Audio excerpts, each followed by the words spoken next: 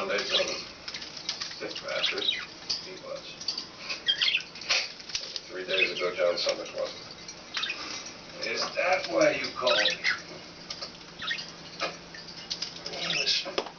Stressed, exhausted, a little paranoid maybe, but not suicidal. I signed him off for duty. So you did. And so he was. Wasn't suicide, was it? Papers say it was. Investigation too messy, made it look like suicide. Now that is a mess.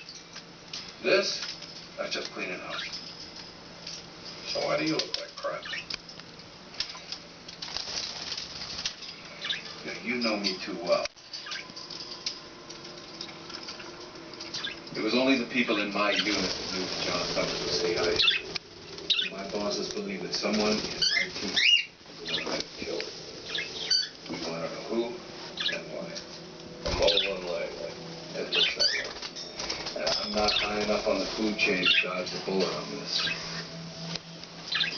No, Jackson, you know the rules. No judge.